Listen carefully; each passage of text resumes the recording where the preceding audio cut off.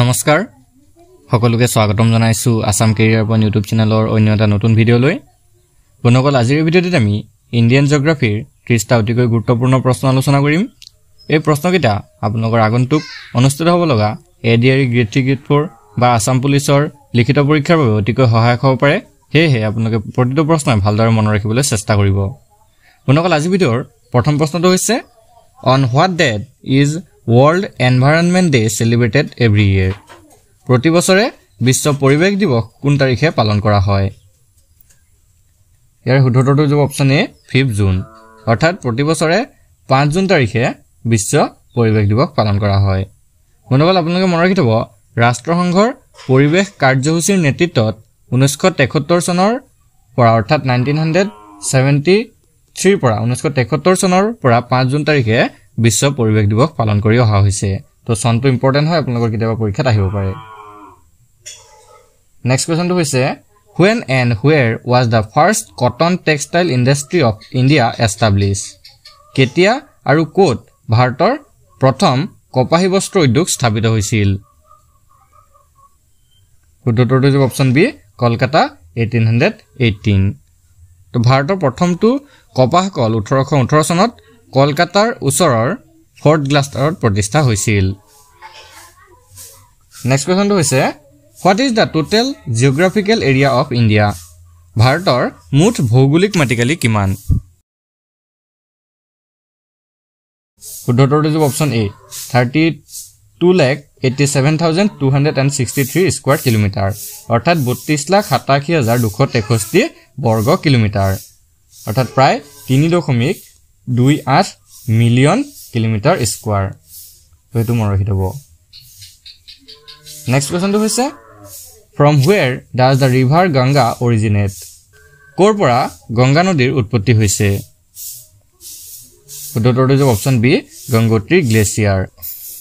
বন্ধুসকল উত্তৰাখণ্ড ৰাজ্যৰ গংগোত্ৰী হিমবাহৰ পৰা গংগা নদীৰ উৎপত্তি হৈছে নেক্সট কোৱেশ্চনটো হৈছে the union territories are governed by administrators appointed by Dash of India অৰ্থাৎ কেন্দ্ৰীয় শাসিত অঞ্চলবোৰ ভাৰতৰ দেশৰ দ্বাৰা নিযুক্ত প্ৰশাসকৰ দ্বাৰা শাসিত হয় অৰ্থাৎ কাৰ দ্বাৰা নিযুক্ত প্ৰশাসকৰ দ্বাৰা শাসিত হয় ৰাষ্ট্ৰপতি হ'ব নে প্ৰধানমন্ত্ৰী হ'ব নে মন্ত্ৰী পৰিষদ নে সংসদ তো অপচনসমূহৰ ভিতৰত শুদ্ধটো হ'ব অপচন এ প্ৰেসিডেন্ট অৰ্থাৎ ৰাষ্ট্ৰপতিৰ নিযুক্ত প্ৰশাসকৰ দ্বাৰা কেন্দ্ৰীয় শাসিত অঞ্চলবোৰ শাসিত হয় কেন্দ্ৰীয় শাসিত অঞ্চলসমূহ ৰাষ্ট্ৰপতিয়ে তেওঁৰ দ্বাৰা নিযুক্ত দিয়া প্ৰশাসকসমূহৰ দ্বাৰা শাসিত হয়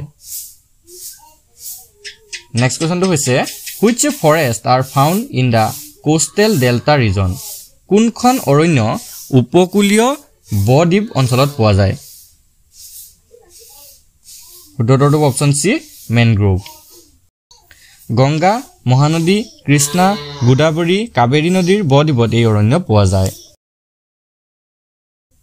নেক্সট কোৱেশ্চনটো হৈছে name the crop cultivated during winter season শীতকালত খেতি কৰা শস্যৰ নাম কি correct আনসাৰটো option B Ravi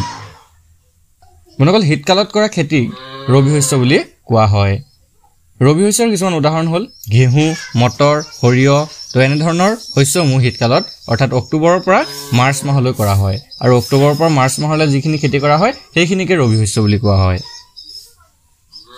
next কোৱেশ্চনটো চাওক How many days does the moon take to complete one revolution around the earth? তো পৃথিৱীৰ চৌদিশে এবাৰ পৰিভ্ৰমণ সম্পূৰ্ণ কৰিবলৈ চন্দ্ৰই কিমান দিন সময় লয় কাৰেক্ট আনসাৰটো হ'ব অপচন সি 30.3 days অৰ্থাৎ 30.3 দিন এটা বিপ্লৱ সম্পূৰ্ণ কৰিবলৈ 27.3 দিন আৰু অমাৱস্যাৰ পৰা অমাৱস্যালৈ পৰিৱৰ্তন হ'বলৈ 29.5 দিন লাগে বন্ধুসকল ইয়াতে আপোনালোকক এটা ইম্পৰ্টেন্ট কথা জনাই থওঁ যদি আপোনালোকে এডিআৰই পৰীক্ষাৰ বাবে আৰু ভালদৰে প্ৰস্তুতি চলাব বিচাৰে তেন্তে আপোনালোকৰ বাবে খুব ইম্পৰ্টেন্ট পিডিএফ কিছুমান আমি তৈয়াৰ কৰিছো এই পিডিএফ সমূহত এক্সামৰ বাবে প্ৰয়োজনীয় সকলোবোৰ সাবজেক্ট পাই যাব মেথছ আৰু ৰিজনিং সলভ কৰা পাব প্ৰিভিয়াস ইয়াৰ সলভ পেপাৰ পাব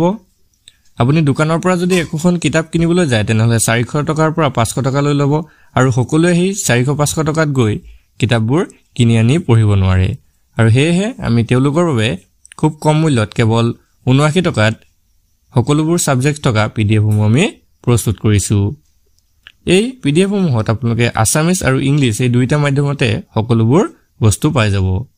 তো যদি কাৰোবাৰ প্ৰয়োজন হয় তেনেহলে আপোনালোকৰ স্ক্ৰিনত থকা নাম্বাৰটোত আমাক WhatsApp কৰি এই পিডিএফ সমূহ লৈ ল'ব পাৰিব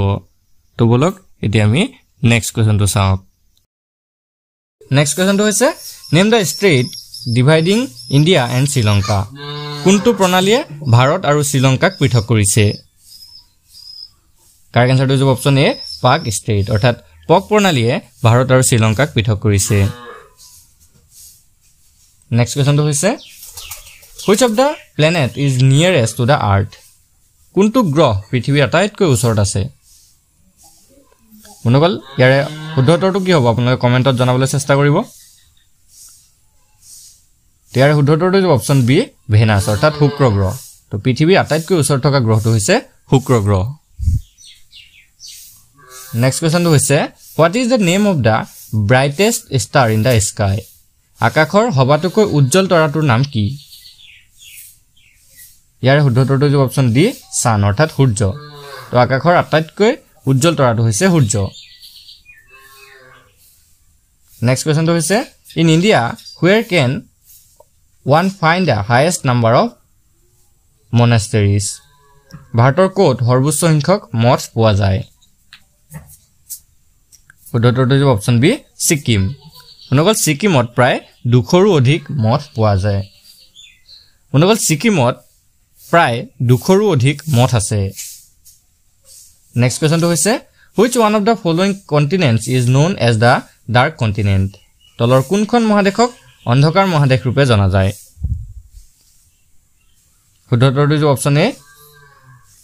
ইয়াৰে শুদ্ধতৰটো অপচন এ আফ্ৰিকা মহাদেশখনক ডাৰ্ক কন্টিনেন্ট অৰ্থাৎ অন্ধকাৰ মহাদেশ বুলি জনা যায় নেক্সট কোৱেশ্চনটো হৈছে can you name the place in India where Asia's largest Buddhist monastery is situated এছিয়াৰ সৰ্ববৃহৎ বৌদ্ধ মঠটো ভাৰতৰ কোনখন ঠাইত অৱস্থিত ইয়াৰ ৰাইট আনসাৰটো হৈছে অপচন বি টাৱাং অৰুণাচল প্ৰদেশ তো অৰুণাচল প্ৰদেশৰ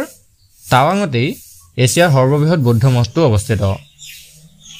next question a black hole is a তো কৃষ্ণ গহ্বৰ বা ব্লেক হোলটো কি হয় কাৰেক্ট আনসাৰটো হৈছে অপচন এ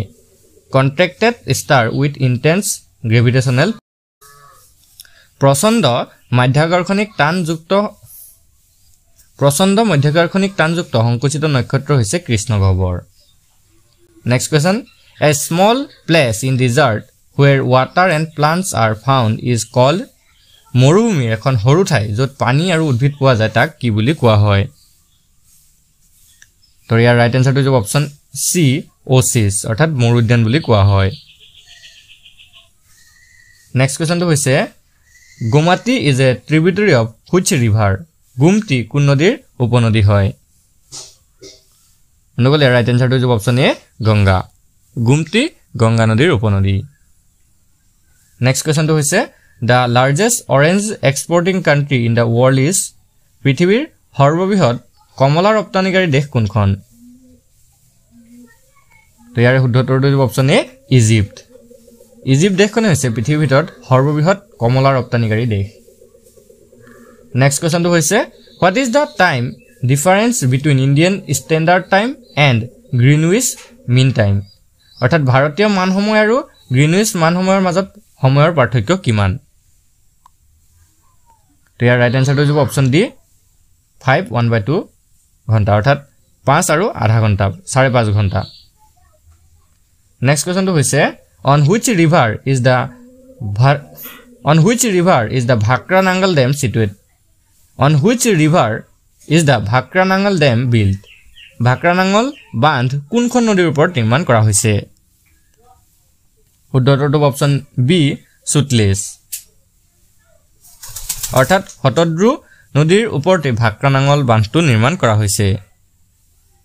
মনগল হিমাচল প্ৰদেশৰ বিলাসপুৰৰ হতদ্ৰু নদীৰ ওপৰত এই বান্ধটো নিৰ্মাণ কৰা হৈছে নেক্সট কোৱেশ্চনটো হৈছে which is the largest west flowing river in central India মধ্য ভাৰতৰ পশ্চিমে বৈ যোৱা বৃহত্তম নদীখনৰ নাম কি শুদ্ধটো অপশন বি নৰ্মদা তো মধ্য ভাৰতৰ পশ্চিমে বৈ যোৱা বৃহত্তম নদীখন হৈছে নৰ্মদা নদী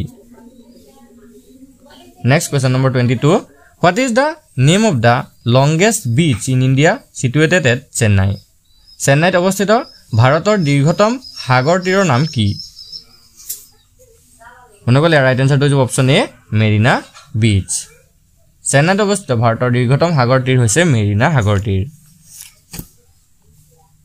পিছৰ প্ৰশ্নটো হৈছে name the largest brackish water lagoon in India ভাৰতৰ সৰ্ববৃহৎ লুনিয়া পানীৰ অশ্বঘোৰা হ্ৰদটোৰ নাম কি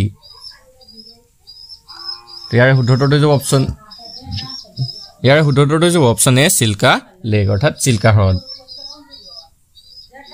next question Which place receives the highest rainfall in the world? পৃথিৱীৰ কোন স্থানত সৰ্বোচ্চ বৃষ্টিপাত হয় ৰাইট আনসাৰটো হৈছে option B Mawsynram in India অৰ্থাৎ ভাৰতৰ মৌচিনৰামতে পৃথিৱীৰ সৰ্ববৃহৎ পৃথিৱীৰ ভিতৰতে ভাৰতৰ মৌচিনৰামত আটাইতকৈ বেছি বৃষ্টিপাত হয়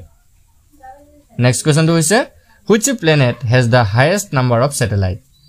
কোনটো গ্ৰহৰ সৰ্বাধিক সংখ্যক উপগ্ৰহ আছে ৰাইট আনসাৰটো হৈছে অপচন ডি Saturn অৰ্থাৎ শনি গ্ৰহ মনগল শনি গ্ৰহৰ 146টা উপগ্ৰহ আছে নেক্সট কোৱেশ্চনটো হৈছে How many years does Halley's comet appear? অৰ্থাৎ হেলিৰ ধূমকেতু প্ৰতি কিমান বছৰ মূৰে মূৰে আবিৰ্ভাৱ হয় ৰাইট আনসাৰটো হৈছে অপচন বি 75 years প্ৰতি 75 বছৰ মূৰে মূৰে হেলিৰ ধূমকেতু আবিৰ্ভাৱ হয় পিছৰ প্ৰশ্নটো হৈছে In which planet there is no air? কোনটো গ্ৰহত বায়ু নাই মনগলে ৰাইট আনসাৰটো হৈছে অপচন ডি মাৰ্কিউৰি অৰ্থাৎ বুধ তো বুধ গ্ৰহত কোনো বায়ু নাই নেক্সট কোৱেশ্চনটো হৈছে Which is the largest zoo of India? ভাৰতৰ সৰ্ববৃহৎ চিৰিয়াখানাখনৰ নাম কি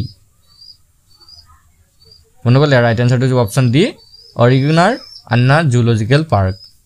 তো অৰিগনাৰ আন্না জুলজিকেল প্ৰাণীবিজ্ঞান উদ্যান এইখনে হৈছে ভাৰতৰ ভিতৰত সৰ্ববৃহৎ চিৰিয়াখানা নেক্সট কোৱেশ্চনটো হৈছে Where can you one find the world's biggest and smallest river island in India? তো পৃথিৱীৰ সৰ্ববৃহৎ আৰু ক্ষুদ্ৰতম নদীদ্বীপ ভাৰতৰ ক'ত অৱস্থিত খুব ইম্পৰ্টেন্ট প্ৰশ্ন হয় তো ইয়াৰে ৰাইট আনসাৰটো হৈছে অপচন সি আসাম তো অসমতেই পৃথিৱীৰ সৰ্ববৃহৎ নদীদ্বীপ আৰু পৃথিৱীৰ আটাইতকৈ সৰু নদীদ্বীপটো অৱস্থিত আৰু মনত ৰাখিব পৃথিৱীৰ সৰ্ববৃহৎ নদীদ্বীপ হৈছে মাজুলী আৰু আটাইতকৈ সৰু নদীদ্বীপ হৈছে উমানন্দ বনকল আজি ভিডিঅ'ৰ লাষ্ট কোৱেশ্চনটো হৈছে What is the name of the hottest planet? আটাইতকৈ উত্তপ্ত গ্ৰহটোৰ নাম কি তো অপচনসমূহৰ ভিতৰত শুদ্ধটো হৈছে অপচন বি ভেনাছ অৰ্থাৎ শুক্ৰ তো আটাইতকৈ উত্তপ্ত গ্ৰহটো হৈছে শুক্ৰ গ্ৰহ বনকল আজি ভিডিঅ'টো আপোনালোকৰ বাবে ইনফৰমেটিভ হলে ভিডিঅ'টো এটা লাইক কৰি দিব আৰু এনে ধৰণৰ নতুন নতুন ভিডিঅ'সমূহ পাই থাকিবলৈ আমাৰ চেনেলটো সাবস্ক্ৰাইব কৰি ল'ব আৰু কাষতে থকা বেল আইকনটো দবাই দিব ধন্যবাদ